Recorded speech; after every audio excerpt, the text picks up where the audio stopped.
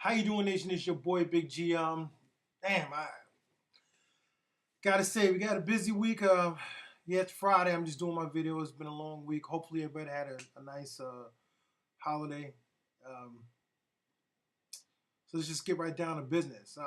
We got the 3-8 Washington Redskins this week. We're no better at 4-7. Wow, I can't believe that shit. That's really kicking me in the ass. So anyway, we got the Redskins who are, they're coming in with RG3. RG3 is who he is. He's not at the top of his game this year, but you can't never count him out. And the way our team plays, sometimes you really can't count out guys because sometimes we have laps in plays and our defensive coordinator calls some stuff, and the next thing you know, teams are beating us within the last 4 minutes of a game. So I can't say so much about that. But RG3, not the greatest year. 14 TDs, 11 INTs. He's been sacked 28 times. He's fumbled the ball. He's thrown for almost 3,000 yards, but it's not, his greatest season. He's, throwing close to 60%, but not the RG3 that everybody's used to, even though he is second on the team in rushing still. Behind Alfred Morris, who's having a really good season. He has about almost 970 yards rushing and 5 TDs. After that, there's really nobody but RG3 and Roy Jr., but he's not, he's not doing. Let me take that back. Roy Jr. has 4 TDs. So I'm not going to say he's not doing much, but he's not having that. He's not really up there with the rushing, but he is getting touchdowns when they need him.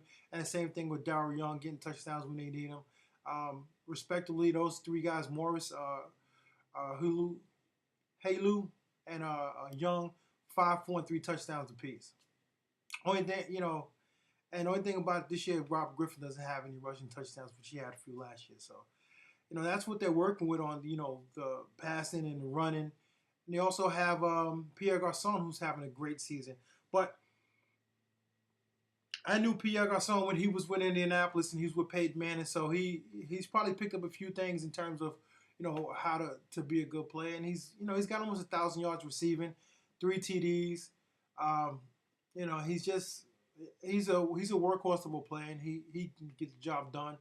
Jordan Reed is having a decent season. He has 3 TDs also. Almost 500 yards receiving. Hankerson, 3 TDs, 370 yards receiving. They're kind of spreading the ball around, a lot. Santana Moss is not, he is who he is, but he's not having a great season either. Only 317 yards, receiving this year and 1 TD. I really think that we need to make sure that we shut down the run. If we can shut down the run, and that includes RG3, and that includes Morris, and make sure we shut down those guys, we have a very, very good chance of winning this game. Again, we should have won last week. It didn't happen, but this is, a week that we can win the game also. Their defense is okay. It's not that great. I think they have 20, oh man, is it 20-something sacks, I think you have like 20-something sacks. You have about 8 or 9 INTs. You ran 4 of them back for touchdowns so far this season. And you're kind of stout with Riley, Fletcher, Wilson's having a good season. You have D'Angelo Hall, who I hate D'Angelo Hall with a passion. And he ran 2 back for touchdowns. He had 3 INT. He has 3 INTs, ran 2 of them back for touchdowns this season. I can't stand him. I just really, really can't stand him. But the defense is okay, but they're just not moving the ball the way they should on offense, and then the defense are giving up those big plays. So, that's what we're looking at this week. We have to win. There's no ifs, ands, or buts. People want to count us out, but crazy things have happened in the last couple of weeks of the season, and we just have to win. And if Eli, and you know what, Eli has to play, a great game. Brown has to keep running the way he's doing. If Jacobs can get in there and do his thing, Cruz, but my man Hakeem, the one thing I want to say about last week, and I didn't want to go back to last week, Hakeem, you didn't play in the game, and that kind of pissed me off. It's the biggest game that we probably are playing, and you failed to show up. Very disappointed in that. Now let's see if you play this week against these scrubby ass Washington team, who we should beat, and we should beat handedly. You know, I know you got who VJ Master Freak. Oh gosh, Hater for Life. A couple of these guys. The Washington fans. You love your teams, what have you. But there's no reason why we shouldn't beat you. There's no reason why we shouldn't sweep you. And that's what should happen, this week, starting this week. We should sweep you for the rest of the season.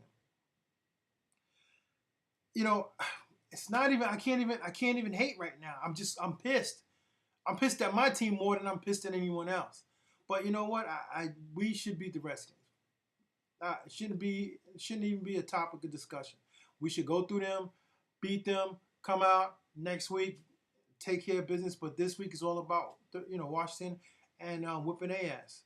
They're the cellar dwellers hanging down there, 3-8, and we're just trying to stay above them and trying to catch, the top. If we can catch 5 of these last couple of games, we'll be all right. But if we don't, we lose this week. I'm gonna keep making videos, but I'm officially done. I can't. We should never ever lose to Washington. We should never have lost a lot of games we won. But if we lose to Washington, as scrub asses they've been all season long, we deserve to be where we are. We deserve to be where we are. But I'm just being realistic, so this should be a week we get back on track and start, doing what we got to do. Get that Washington game, and they still got us in prime time. So, hey, boys in blue, Washington Redskins, prime time start Sunday night. Hopefully they don't change it. Anyway, I'll see you again on Monday. As always, fly your flags, wear your colors. Fuck the Redskins. This your boy Big G, and I'm out.